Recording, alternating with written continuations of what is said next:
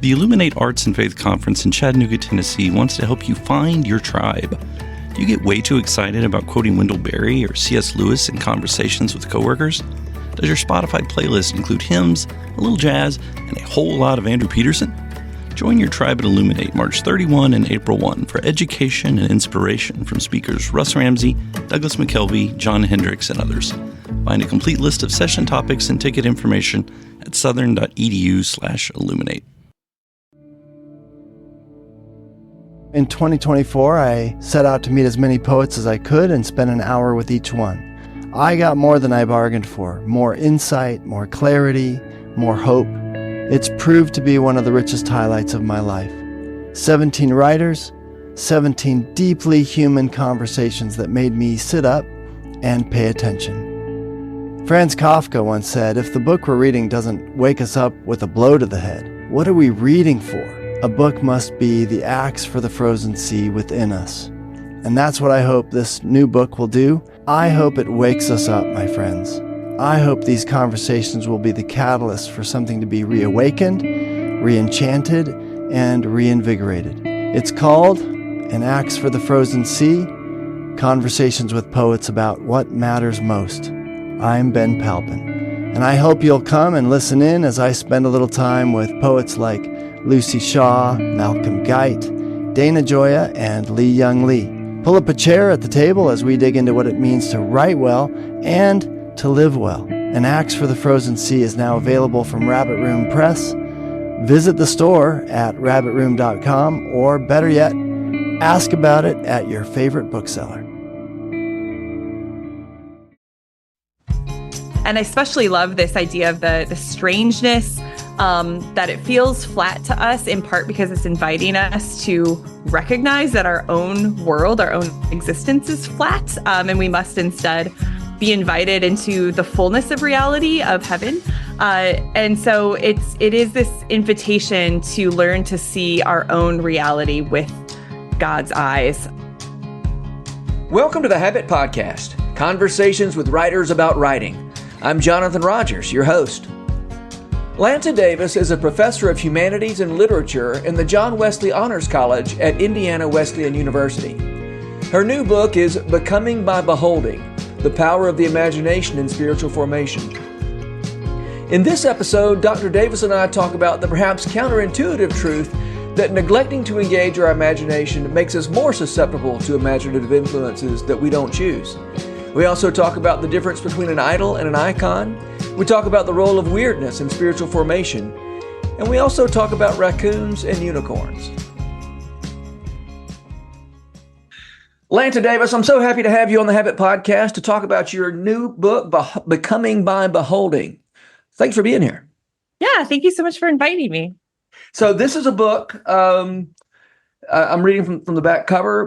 Becoming by Beholding restores the imagination to its central role in spiritual formation by recovering key works from the Christian tradition, enabling us to experience the formative power of the imagination for ourselves. So yeah, you've got a book here. You describe yourself as being kind of an excavator, going and sort of digging up treasure troves from the past. So how do you describe this book when people ask you what your book's about? What's the short version? Yeah, I like to just describe this in part as recognizing that images, stories shape who we are. Mm-hmm. And so what does that mean when it comes to the Christian story? What images shape us? What stories are we telling? Are those the stories that are faithful to our tradition, to the creeds? Have they started to become maybe a little bit intertwined with other stories that we tell ourselves? Mm-hmm. And so this is really just looking at how we are maybe influenced by some of these things that we maybe don't recognize. And mostly about just looking at how the early Christians were so concerned about images, about stories that they were telling about their faith, and how do we kind of imitate some of their practices. So that is still a longer version than a short version, but hopefully a little bit, a little bit more accessible than what some of the maybe language on the book jacket says. Yeah, right. Well, I appreciate something you say in the introduction, that some of us in sort of evangelical world, Christian world, are suspicious of the imagination or imaginative literature, or for that matter, a lot of things you're talking about icons. There's certainly plenty of evangelicals that are suspicious of, Orthodox icons and the bestiaries of, the books about unicorns and camelopards, or I don't know how you say the camel leopard critter, but all these things that we don't take, either are suspicious of or don't take seriously, and you run into people say, well, I only read nonfiction because I want to read things that are true. But as you say, ignoring the role of imagination in spiritual formation, in character formation, makes us more susceptible to malformation of the imagination, because our imaginations are going to be formed by something. Yeah, I don't think we realize oftentimes that history, right, is supposed to be nonfiction, is supposed to be the unadulterated truth, but history is still the stories that we're choosing from our history, and the ways that we tell them. And this really struck me, especially, I got to live in Northern Ireland for 6 months, and they have such a polarized world there, and was just torn apart by conflict for decades. And one of the things that I noticed was when I walked into one part of the town, I knew exactly if I was in like the British side of things, or if I was in the unified Ireland part of things, because they had murals on the wall that very much represented like, this is who we are.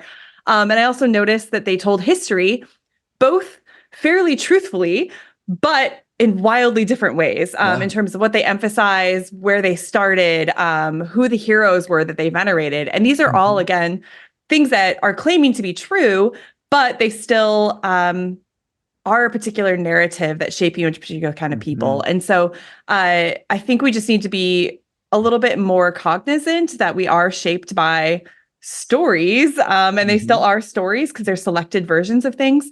And yeah, I'm just very suspect oftentimes of people who think that fiction is less true than the truth, because we're always kind of shaping the truth in these particular ways too. Yeah, no, I like that move of talking about Northern Ireland instead of contemporary America, because that's maybe a little safer. We're both Americans, and so in Northern Ireland, those are two different imaginaries. And again, it's not hard to imagine a contemporary person in Belfast saying, "Well, I don't trust imagination," and yet their imagination is very much being shaped by, as you said, the stories or the murals on the wall or whatever. And the same thing, of course, is going on with us, but we better not get into it. Not this year. Yeah, exactly. Especially the hero stories, I think, are always really fascinating to me. Like which sides pick which heroes and what they're telling about those people. And so it takes on a kind of almost fictional quality, like a mythos around them. But because they're historical figures, it gets to be more true than these fictional stories that we're telling. Yeah. Or for that matter, when we read stories from Scripture and we end up relating to, we have this habit of relating to David instead of Goliath. And, and only the good parts of David's story, right? Like the Bathsheba business, I don't see any connection there. But going there and whipping big, gigantic enemies. Yes, I'm there. And one thing you say, and I think you're putting this in context of Don Quixote, who I love that guy. And you talk about the idea that logic can't work on a diseased imagination. And so there's no logical argument to get somebody out of a malformed, imagination. All we can do is help each other with our imagination, rather than there's a limit to how much logic can do. I think I think a safer place of talking about this too is like with sports, for instance, like my family grew up in South Dakota, and so grew up Minnesota Vikings fans. And when you go to a Vikings game, there's all these like the images and the symbols and the colors and the players and the heroes and the particular theater. And there's no logic to being a sports fan. Like just because we're from South Dakota, like it doesn't really make sense because hardly any of the players are from there. It's not really like a local pride thing. But there's something just so powerful about that place and symbolism, and you feel the sense of identity and connection with the people around you. And so it just, I think, is a good way of thinking about how easily we can convince ourselves of things if our imagination is already captivated, that we logically might not, if we're really thinking about it rationally, doesn't make any sense. That's really good. That's a great way to put it. I mean, I've been trying my whole adult life to be a Vanderbilt University sports fan, but then I see the red jerseys of the Georgia Bulldogs where I grew up, and I was like, oh yeah, I can't help it. There's something about that really stirs something.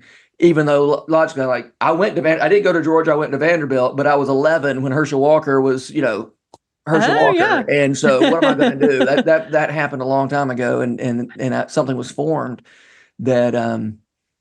that's completely illogical, makes no sense. And I don't even, never mind. I'm not going to get off on the Georgia Bulldogs. Never mind. We're not going to head down that path. That's funny.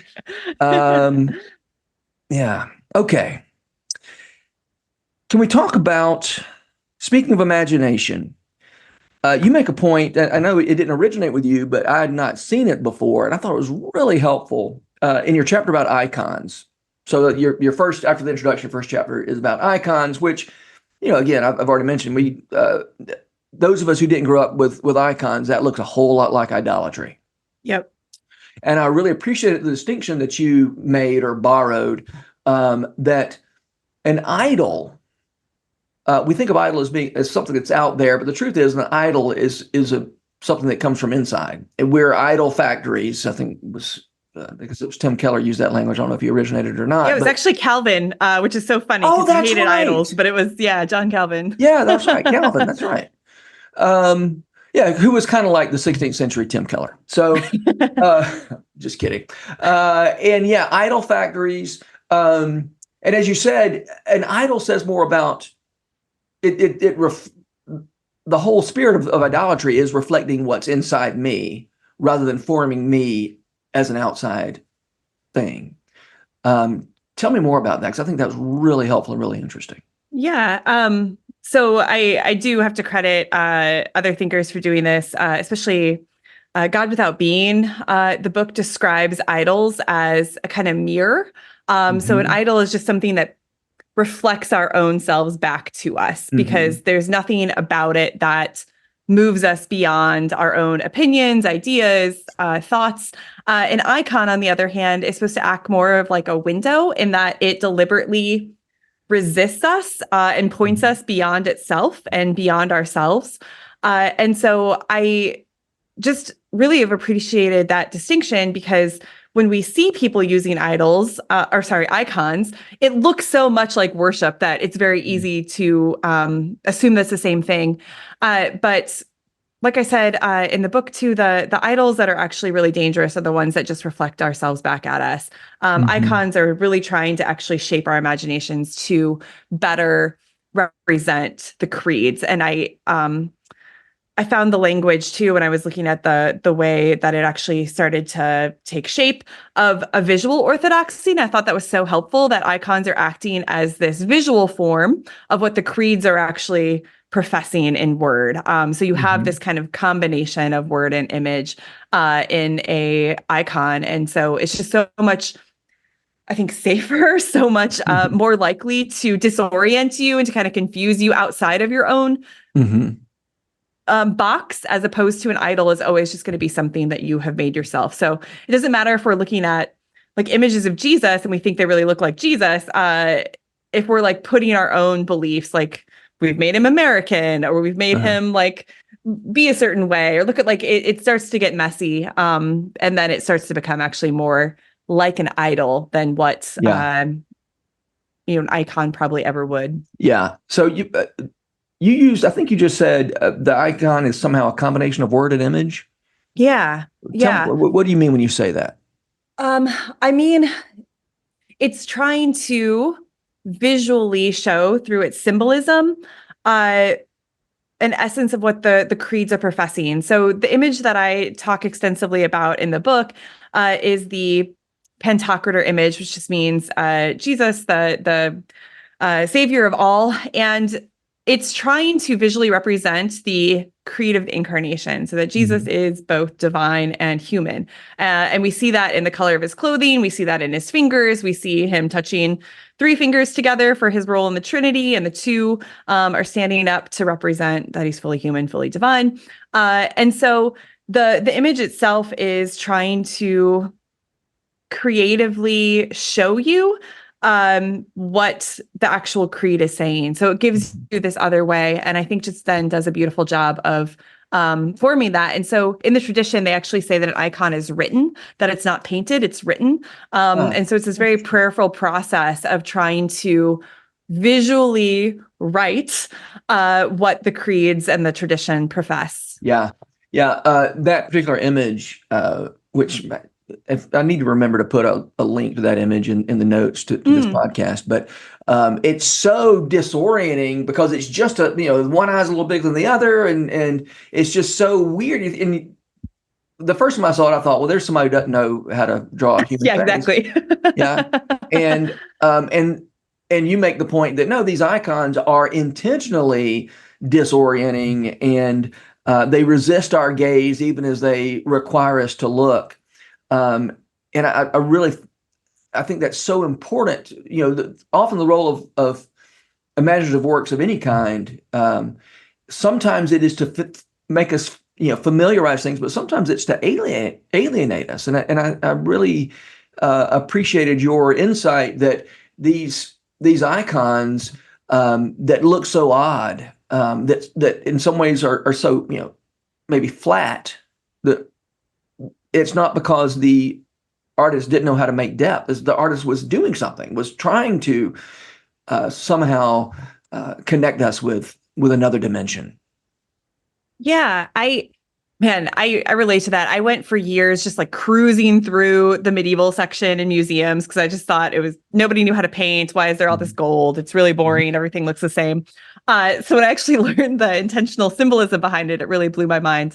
And I especially love this idea of the strangeness, that it feels flat to us, in part because it's inviting us to recognize that our own world, our own existence is flat, and we must instead be invited into the fullness of reality of heaven.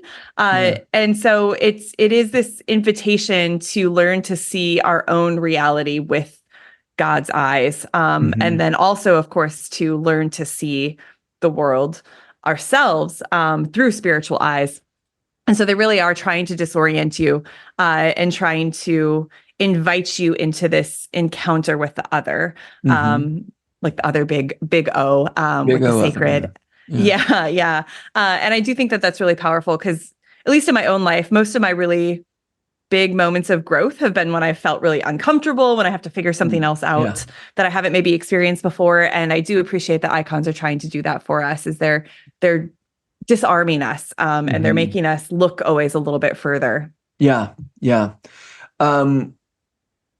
So icons look kind of weird.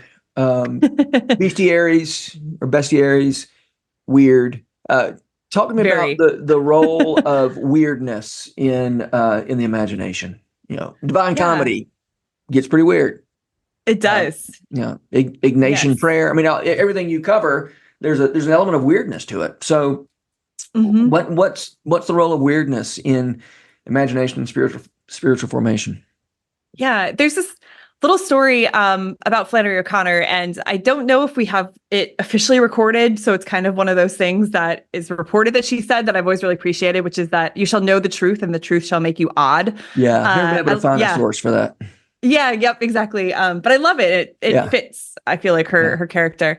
And it's very true for the Christian imagination, and something that really just struck me as I was digging into the early sources of just how odd they were, how odd the Romans thought that they were. They just were this really unusual bunch. And so it makes sense that our art should be unusual, that our story should be unusual. And it just goes back, of course, to Jesus being surprising, unsettling. We have all of these prophecies and all of these expectations of what we thought he would be, this, king of a political kind of power, and it would look in a certain way. And instead, he's this carpenter. He's born in an unusual, we just had no idea that that would be the reality that came about from our expectations. And I think our art really tries to imitate that. And should imitate that, because it's trying to initiate us into the Christian story. And when the Christian story is founded upon a weird, unsettling savior, our art should be weird and unsettling. Yeah. We trying to decide whether to talk about bestiaries. I'm so interested in them. Yeah. Yes, we're going to talk about them. All right. And you say bestiaries, bestiaries, how do you pronounce it? Yeah, I did bestiaries for years. I literally just learned that it's actually supposed to be bestiary, which just seems odd to me. But so I'm not sure. I'm not sure everybody listening to this knows what a bestiary is. So tell us about bestiaries. Yeah, so they were actually one of the most popular books in the world, behind the Bible for centuries. So popular. People loved illuminated manuscripts of them, and they're a little hard to describe because they're almost like an encyclopedia of the animal and natural world, but also weren't really trying to be scientific in the way that we expect them to be today. But what I love about them is that they offered a kind of chronicle list of the different animals of the world, and there was some just attempt to describe them and to marvel at them and to wonder at the weirdness of, again, all of the creatures in the world that are around. But also there's oftentimes a moral and spiritual element to it, in that it's trying to look at the natural world and say oh, we can learn from the ant because it does these things and we should imitate it. Or some of which these the ant animals doesn't really do. Right. Yeah. No, that's really the funny thing about the bestiary. I don't know that they cared always about it. Sometimes they just didn't know about the animals legitimately. Sure. But sometimes they just wanted to emphasize the spiritual element over the real. So they'll describe animals that they would have known well, but it's still, they wanted to have this spiritual element to it, or this description. And I think that the animals acted similar to so many things in the medieval ancient world as a memory aid as well. So they might give it features or characteristics that it didn't have as a way to remember this passage about scripture or this moral detail instead. Yeah. The mother pelican that would yes, open up a wound in her own breast to feed her babies, and and it's a beautiful image. It makes you almost wish it were true. I know, and so one point you make that I've always thought about also when I've thought about bestiaries is, as wild as they are, they actually aren't as wild as if they had been scientifically accurate. I mean, when you start learning about the natural world, it's a crazy place, right? Yes. And so we have this because those stories, those bestiaries are not scientifically accurate. We can somehow get this chronological snobbery going about, well, at least we're not as ignorant as the people who thought that beavers shoot off their own testicles to get away from hunters, and so you said skepticism and cynicism separate us from tradition, the traditions that might shape our imaginations in some helpful ways, more helpful than our cynicism is. I think cynicism, I think I'm quoting somebody here, but cynicism is like conspiracy theory in that it is an oversimplification that poses as sophistication. And our sophisticated skepticism of the bestiaries, for instance, and I can't help but, even when I talk about them, I just think they're so funny. I end up speaking as if, I'm somehow superior to the people who believed in rainbow unicorns or whatever. And and yet, again, you are encouraging people to somehow recapture the value. How do we leap over that kind of skepticism and cynicism to benefit from a bestiary when we don't believe these facts to be facts? Yeah. Well, I think the approach. So what I'm trying to kind of say is I don't know that we need to like reread them all constantly in the churches. But I do really appreciate that there is so much to imitate that they're doing in terms of their spirits and in the spiritual effort that they're going about. So I love that they're trying to chronicle and wonder at the marvels of the world. There's really this effort of imitating Adam in Genesis, like seeing and naming all the animals, not as a sense of ownership over them, but instead of just like, oh, and then like this animal and this animal and this animal, isn't this marvelous? And I want to learn more about them. And so bestiaries are an effort, like when you're living in England, just and not able to travel, and you hear about this beast that is 12 feet tall and has spots on its like it seems like this made up crazy thing, and we still have all sorts of creatures like that, and so being able to imitate their spirit of wonder, of this hope to marvel at just the variety, the weirdness of the world that God has created, is something I really appreciate about what these texts are doing. And I also just think that as we have kind of taken this cynical attitude, we have in part separated ourselves from the created world as well, and kind of think that we can't learn much from it. Like we learn about it a little bit in order to master it oftentimes. But what I love about the bestiaries is there's very much a sense that creation is the first word of God. Like God has spoken this into existence. And so we need to learn to read creation to be able to see God's presence, and to be able to see I call it oftentimes like the thumbprint of the creator upon the creation. And so I love that bestiaries make such a concerted effort to see what God wants us to learn from these other creatures of the world as well. Yeah. And I love that they say, what a world is this? That we live in, Yep, exactly. And, if you've never seen a raccoon and somebody described one to you, you'd go, yeah, I think you're making that up. That there aren't any creatures that have little bandit masks who go around and steal stuff at night. Right. That just sounds like you're making up a story about an imaginary, or a possum. Here's this thing that has a pouch, but it hangs upside down and it's ugly and it grins and it plays dead. And it all sounds like some sort of made up thing for the purpose of teaching lessons. A possum does. Yeah. I play a game with my students now where it's myth or real animal, where it describes like does this actually exist? Is this a made up animal? And it's really hard to actually figure out, because there's some very strange, amazing behaviors and creatures. Like even if you just describe a skunk, so they describe in the bestiary an animal that farts fire, which sounds ridiculous. Yeah. But then you think about a skunk, and it's like that it can make that smell out of this tiny little creature is just wild. It really is. Yeah. All right. Well, I love the bestiaries, but we need to move on. Okay. Tell me about this, the NPR April Fool's Day prank that you described. It really caught my imagination. Tell me about that. Or you don't have to tell me. I already know about it. Tell our listeners about that. Yeah, it was an April Fool's prank that NPR did. Man, it's probably a while ago since it happened when I was in grad school. But all they did was put a headline that said, Americans aren't reading it anymore. And then underneath the headline, just in the first lines, like the next tag was, we're just checking to see how many people are actually reading an article versus commenting on it without it. And it was so fascinating to see then that. So if you click through in an effort to read it, it would say April Fools. Yes. There's no article here. Please don't comment. Just like. Yep. So anybody who commented, we know was commenting didn't without actually reading. read.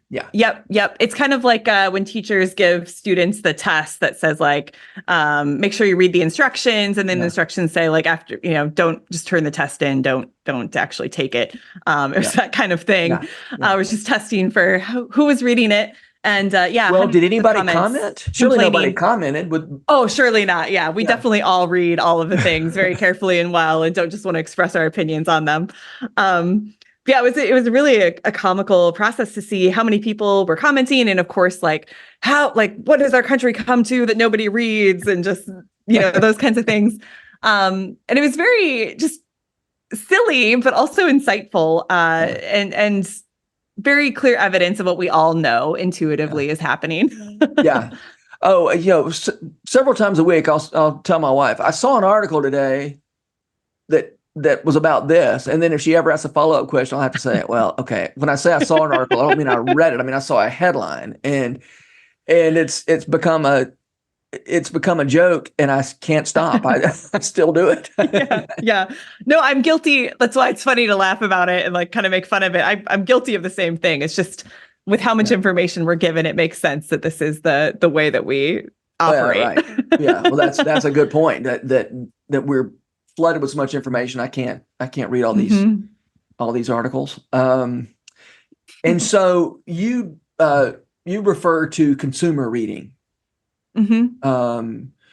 As opposed to, now I can't remember what kind of reading you oppose to consumer reading, but consumer reading as to get reading, it's sort of like this idolatry you talked about. Reading that is there to just reflect what I already think, or that maybe entertains me, or maybe whatever, but is not, that I don't intend to be formed by.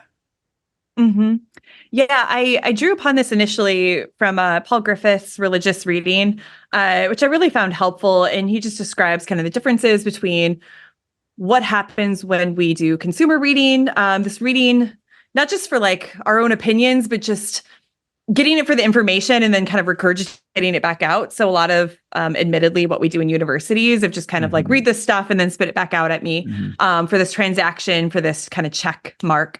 And then he compares it to religious reading, and he looks at it in a couple different ways, but I'm comparing in the chapter to Lectio Divina in particular, just how early Christians read the Bible. And I always love the image of the cow chewing the cud, like just a slow, evocative, like very processing every last flavor of it, and really sitting with it.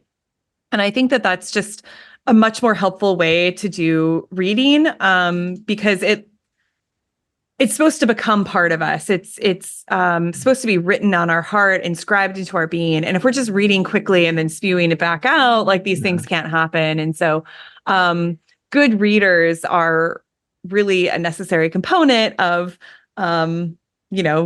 being able to write to the type of people that, will actually hear your words. And so we need to become good readers. And I do really appreciate just how we read as a major factor, as opposed to only just what we read. Yeah. Now you probably point this out in your book, but the word rumination is the same word as the cow, chewing its cud.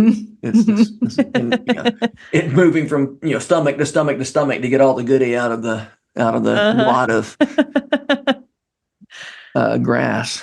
It's another one of those good weird visuals that's very helpful. That sounds like something from a bestiary, doesn't it?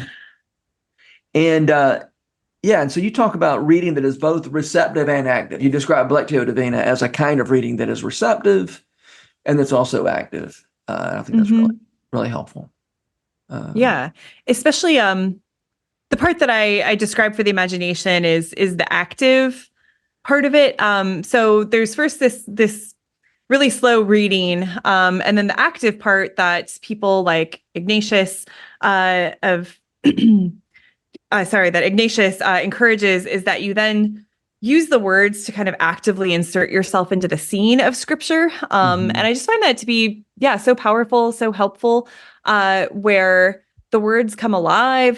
They actually are moved into a scene in a way that you can then enter. And it helps you really understand, I think, and impress those words in a more tangible, real way than just like reading them quickly, for sure could. Yeah. Yeah. Those Ignatian practices are really a good example of the way you're talking about imagination shaping us. And you describe the practice of, part of that Ignatian process is reading a story from Scripture and trying out your play, not just as David's killing Goliath, but what it would be like to be one of the other soldiers, who's neither David nor Goliath and is looking on, and maybe even what if you're one of the Philistine soldiers, and what if you were Saul? Trying out the different characters instead of going straight to being the hero of the story. But I loved it. You told the story of one of your students who had a surprising experience while doing this process. Would you tell us about that? Yeah, of course. Before Pilate. Yeah. I wish I could have recorded him telling it because he did it in this very beautiful way. But he imagined himself as Barabbas during the judgment with Pilate, and so he kind of imagined, okay, Barabbas might be off still in the prison, like kind of put away, and while Jesus is talking to Pilate. And so he probably wouldn't be able to hear maybe what questions Pilate is asking. So he can only hear the crowd's loud chants. And so from Barabbas's perspective, all he can hear is the answers to what Pilate is asking. So Pilate asks, what do you want me, like, who do you want me to release? And they all say, Barabbas, Barabbas, Barabbas. Well, what do you want me to do with Jesus? Crucify him, crucify him, crucify him. And so what the crowd hears is Barabbas, Barabbas. Sorry, what Barabbas hears is Barabbas, Barabbas, Barabbas, crucify him, crucify him, crucify him. So he's maybe in his cell, like waiting to be pulled out and crucified, because that's what he's hearing. And instead, when he comes out, he sees Jesus standing in his place to be crucified. And so it just really helped my student visualize, feel, understand better what it meant for Christ to be in that place, to be crucified, and also to recognize how much more he deserved and thought, he should be in that place. Yeah. Yeah. So good. All right. All right. Well, no, this is not last. It's I got several things. We'll see. We'll just keep talking. We run out of time. Let's do it that way. You end in your conclusion or afterward or whatever. You talk about what it's like to look at a Mako Fujimura painting, and we had an exhibit here in Nashville last year, and I was able to go see the paintings, see some of his paintings in person, which is very different from seeing a picture of a Fujimura painting, because as you point out, you have to stand there for about 10 minutes before your eyes start doing whatever your eyes do to see what's really going on in these paintings. And you say, with patience and time, the eyes change. They adjust to the painting, and your eyes must become before they can behold. Something has to happen in interacting with that painting. And I love that image. Great way to finish the book. Although, sorry, I guess that was a spoiler. I just told how the book ended. Sorry. But I take it you have seen a Fujimura painting in person? I sadly have not. Okay. I know, it's great. I've met him. He came to visit my campus, but I just really admired how he descriabes the method that he uses, and I find that really powerful. But it's on I'm trying to put you on the spot. Hope list. No, it's okay. I have seen all sorts of his work, and I've looked at his illuminations, and but I haven't gotten to see one in person yet. Yeah, I hope you when you saw Mako Fujimura, just stared at it for 10 minutes. If you stare at that alone for 10 minutes, you start seeing some things you never would have seen otherwise. But I love that idea of it is in the act of, in the act of looking, something changes in us that lets us see what's there to be seen. Such a great insight. Yeah, I just wanted to make sure. I think the risk of this book and really just what I do in terms of loving these images and trying to get us to think about them more is that there isn't going to be this like magical instantaneous transformation when you start looking at, Christian art or things like that. It always has to start with, and I really appreciate that the early Christians talk about the imagination as being kind of like wax.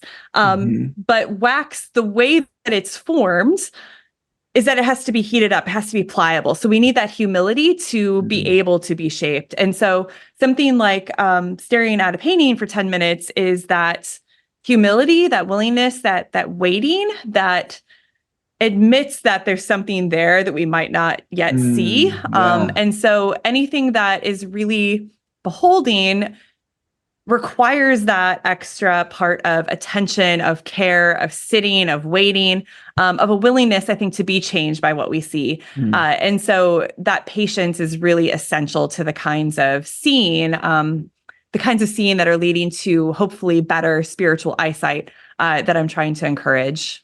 Yeah, great. Thanks. All right. This is the next to last question. As you say, tradition, traditio, literally means handing over. And so you, in this book, are attempting to to pass along. You've dug around in the treasure trove, and you've pulled out some things, and you're passing them along.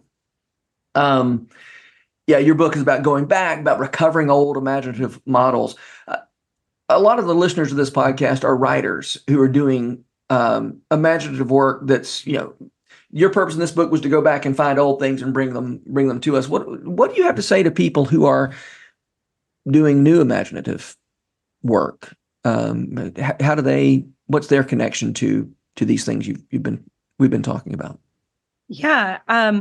They're the ones, I feel like I'm trying to pass the baton. They're the ones who are going on to the next leg in some ways and helping us understand, where are we going from here? Where should we be going? They look at the world around us, I think, very clearly. I'm somebody who is trying to sort of navigate a conversation between the past and the present. And I think oftentimes the artists who are doing the great work today just have this keen ability to look at the world and be able to then shape it to help somebody else see it better as well. And I think that's essential, incredible work. And I am still, I love this old stuff, but I read contemporary fiction all the time. I love contemporary, like there's all sorts of stuff that I still think is very much within the tradition, but doing it in this way that helps to shine a healthy mirror that helps us see ourselves in our current time, in our current moment. So I oftentimes use an image of the prism to tell my students about like why we need fiction, why we need art, which is that the truth is oftentimes blinding. And what artists do is slant it slightly, right? Emily Dickinson, tell the truth, tell it slant, so that we can see the full colors more clearly. And so artists today, both writers and visual artists, are just doing such, I think, wonderful things in terms of helping us recognize the particular colors that we're maybe living in right now. Yeah. I love that image of a prism, that reminds us that we're always surrounded by rainbows. We just don't know it until we see the prism, or the rainbow doesn't. I guess you could say the rainbow shows us what's been there all along, these sort of rich colors. Yeah, that's good. Yeah. Okay. Traditional last question for the Habit Podcast. Who are the writers who make you want to write? I'm so interested to hear what your answers are, because you just said you read contemporary writers a lot, but you also are steeped in the old stuff. So what makes you want to do the work you do? Yeah. There's so many people. It's hard to even begin, so many names for me. In terms of just people that I admire in terms of their spirit of writing, I obviously love Augustine's just spirit of generosity in his works. I found I stole it in my book, but just found the way that he frames his work, which is just asking readers to come along with him, apologizing ahead of time if he maybe goes a different direction. And I just think it's so humble and so beautiful to be that transparent with your reader, to want to see them and for them to see you in this clear way, and just really invites a conversation as opposed to just lecturing at them. And so I just, like I said, really appreciate the spirit of charity that he takes in his writing, and that very much inspires my own. I read a ton of fiction, and there's so many writers I wish I could. This is one of those things you become, I think, a critic, because at least for me, I wish I could be a great fiction writer, but I just don't have the skill and ability. So I'm instead this admirer who's trying to pass on the great things that I find. But I also, unsurprisingly, I love Dostoevsky. I love the writers who are working on Dostoevsky. I like Vadalashkin is doing amazing things today. I just really admire what he's doing. That's Loris. Yeah. And The Island. He's done a couple different things that are just really beautiful writing, and bringing yesterday into conversation with today.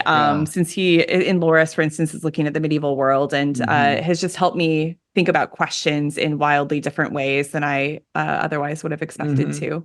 Yeah. And then honestly, it's so funny, but I was lucky enough to go to graduate school with Jessica Hooten-Wilson and Jeff Bilbrough and Alan Noble. And I still just, now it feels like getting to continue the conversation with them. So they have very much still inspired me to write. And I really enjoy reading the kinds of things that they're doing. So y'all were all at Baylor together. Yeah. Within like all taking kind of classes or writing around the same time.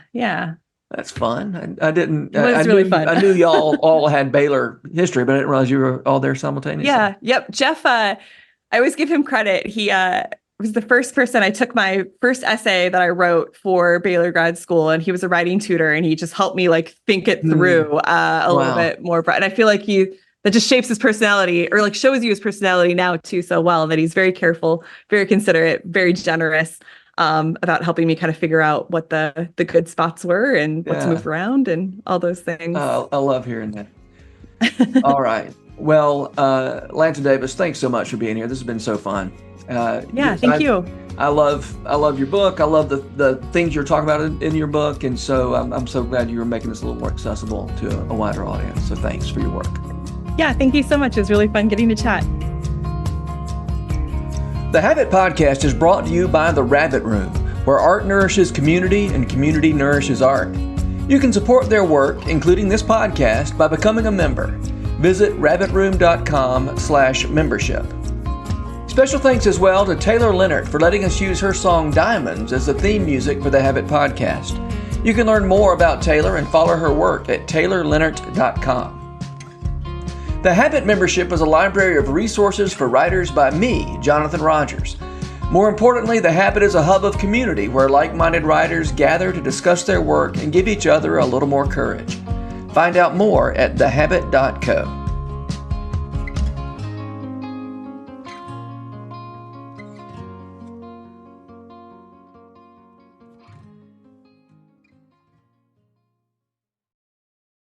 If you've enjoyed this podcast episode, consider joining the Rabbit Room membership. Your membership helps sustain this community, funding everything from publishing and podcasts and theater productions to events and programs that support artists who create with a Christ-centered vision. We'd love to have you on board.